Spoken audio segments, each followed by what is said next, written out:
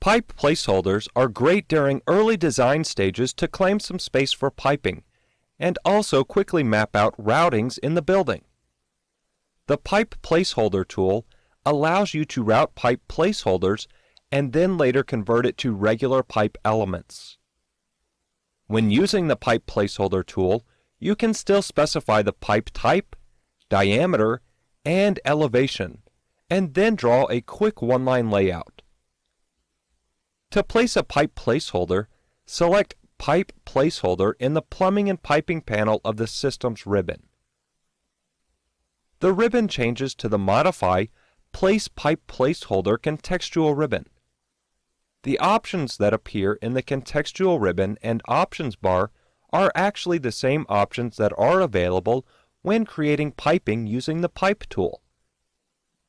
In this case, you may just want to choose the largest size of pipe and the desired elevation to claim your space needed for piping, or you may want to add the various sizes along a run. In the Tag panel, Tag on Placement is a toggle. When selected, the button has a dark background, and a tag will be added when you place a pipe placeholder. If you toggle this off, the background lightens and a tag will not be included when you place a placeholder. I'll toggle this back on. In this example, I'll change the diameter to 8 inches or 200 millimeters in the metric file. Moving into the drawing area, I can see that Revit is prompting me to select the pipe start point. When I click, I can see a preview of the pipe placeholder as well as listening dimensions. The preview looks just like a line. Revit shows the length of the placeholder as well as the angle. I can move my cursor in any direction, just like when creating a pipe segment. When the placeholder is aligned vertically or horizontally, Revit displays a tooltip to inform me.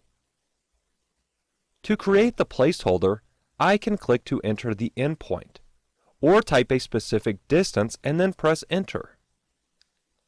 For example, I'll type 30 to create a placeholder segment 30 feet long, or 9,000 in the metric file to create a placeholder segment 9,000 millimeters long, and then press Enter. Next, I'll move the cursor straight down and click to place a vertical pipe placeholder segment. Then I'll click Modify to end the command. Let's create a section view and see what the pipe placeholder looks like in that view.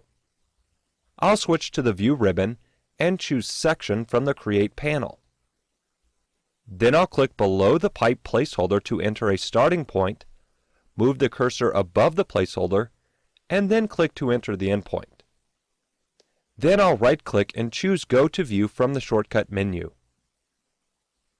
In the section view, notice that the pipe placeholder appears full size. This allows us to coordinate with architectural and any structural elements that may be in the model. It is not just a single line here. I'll move back to the floor plan view and select the placeholders. To select an entire chain or network of pipe placeholders, move your cursor over a placeholder and press Tab to highlight the chain. Then click to select all the pipe placeholders.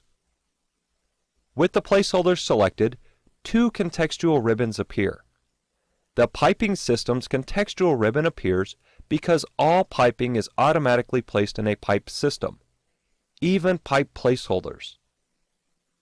Looking in the Properties palette under the Mechanical section, you can see the system type as well as the system classification and system name. On the Piping System's contextual ribbon, you can choose to edit the system while using pipe placeholders. On the Modify Pipe Placeholders contextual ribbon, there are also tools to edit the placeholders in the Edit panel. For example, you could slope the pipe placeholders. Also, with multiple pipe placeholders selected of different types, you can select Change Type to change the type of each placeholder selected. You can also select Reapply Type to update the type when changes have been made to the routing preferences. Additionally, when desired, the pipe placeholder can be converted to a regular pipe element. To accomplish this, choose Convert Placeholder. The pipe placeholder will then convert to an actual pipe element with the pipe type, diameter, and elevation specified. A warning also appears stating that the element has an open connection. This is simply because the pipe is not connected to anything and a cap or plug has not been placed. For flow calculations to work correctly, all connections must be connected or sealed. Click anywhere in the drawing area to dismiss the warning.